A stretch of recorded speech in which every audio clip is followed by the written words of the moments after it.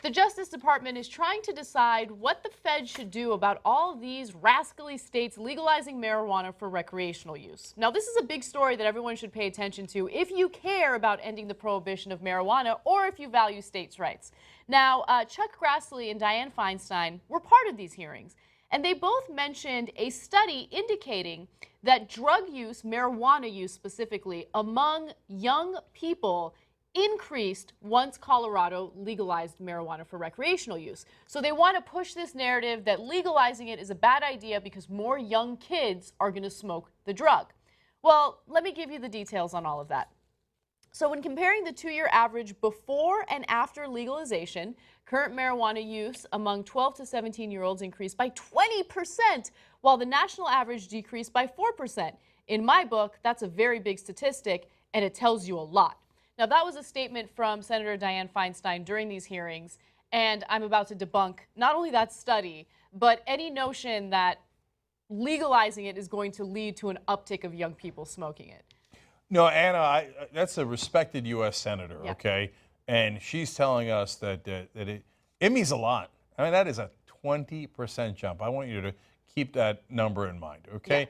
Yeah. And by the way, apparently Dianne Feinstein and Chuck Grassley didn't get the memo from the Nixon aides that we just got the revelations about in this April, that we started a war on drugs to make sure we could arrest more black people and hippies, liberals who were against us. That's Ehrlichman, Nixon's aide, that he said that's why we started the war on drugs. Yeah, and I could be wrong, but I'm curious to see how much private prisons have contributed to these two lawmakers in order to continue prohibition of marijuana.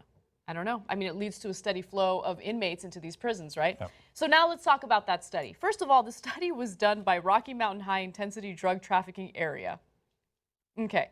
It is an anti-drug legalization organization that released this data. So already there's a red flag. That doesn't necessarily mean that their methodology is wrong. It could actually lead to some interesting results, but not so much. When you focus on teenagers and break the numbers down by states or by state, the samples are quite small, which is why NSDUH, that's the National Survey on Drug Use and Health, pools data for 2 years at a time.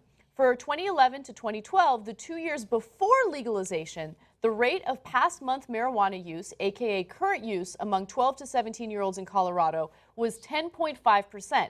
That number rose to 12.6% in 2013 to 2014, the first 2 years in which marijuana was legal for recreational use. So that's where the 20% comes from, right? There's the data that you'll find in this study. But there are huge issues with how the methodology was done, and there are huge issues when you consider the fact that drug use, marijuana use among minors was already increasing by about 20% every 2 years anyway, without legalization. Okay. Given the potential for sampling error, we cannot say with 95% confidence, the usual standard, that the increase Feinstein deems very big actually happened.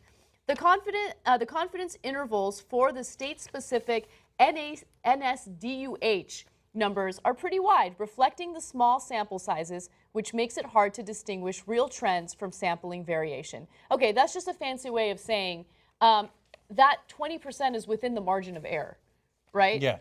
So I want you to understand exactly what he's saying. He's not saying that, hey, the 10 to 12%, that's a small number anyway, who cares? No, he's saying that number is so small, it's not possible to determine whether it's real, okay? So that's within the margin of error, so it might be wrong. So that's part of what they're saying here. Yes. And so if the numbers are that small, it's harder to determine if what you're seeing is a real percentage up. Okay? Exactly, exactly. So now let's get to the pattern and the trend that Colorado was already experiencing before legalizing marijuana for recreational use. If you look at the data dating back to even a decade, you'll notice that, hey, more and more young people were smoking marijuana anyway. It had nothing to do with legalization. So the NSDUH estimate of past month use rose by 20% between 2005 and 2006 and 2007 and 2008. As big as the increase that questionable organization and Feinstein attribute to legalization. In fact, Larry Wolk was commented in this piece by Forbes, and he actually works for the state. He says, we've always had a high use rate among youth and adults. That's the director of Colorado Department of Public Health and Environment. It's something we've had to contend with whether or not marijuana is legal. So that's not news. It's easy to get misled by numbers if you don't understand what's behind those numbers. Damn. Okay, so to me, that's the part that's dispositive, right?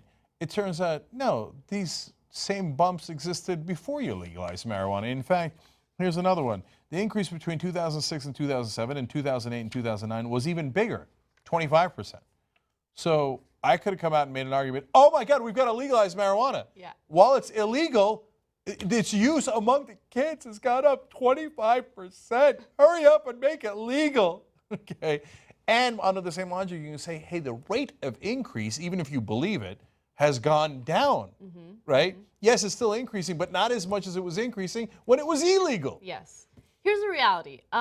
Young people who wanted to smoke marijuana while it was criminalized got their hands on marijuana. I mean, I remember being in middle school and seeing 11, 12-year-olds smoking weed, right? Yeah, I got it offered in elementary school. Yeah, exactly. I didn't smoke it back then, but in elementary school? yeah. I grew up in Jersey. We weren't playing. I don't even know what that means, but that's crazy. Wow. Okay. Yeah. So look, it happens. I don't want the kids smoking pot. That's for later in life. Okay, but I don't want kids drinking beers. That doesn't mean beer should be illegal. I don't want kids smoking cigarettes. I don't think cigarettes should be illegal for adults, right? And I can go on and on. So that even if everything she was saying was true, it still doesn't make sense. Yes. But it's wildly misleading. And these fuddy-duddies that in the Senate, Feinstein and Grassley, by the way, are the oldest members of the Senate. Like, oh, what are the whippersnappers up to? Oh, they're smoking their ganja. I knew it. You know what could change our minds? If we all just got them to smoke once. Yeah. And then I could see, like, the dude's name is Grassley. Come on. There was so much potential for him to do the right thing with a last name like that. Come on, Chuck. Take a hit. Right? Next thing you know, Chuck's like, you know what? Yeah. Not so bad.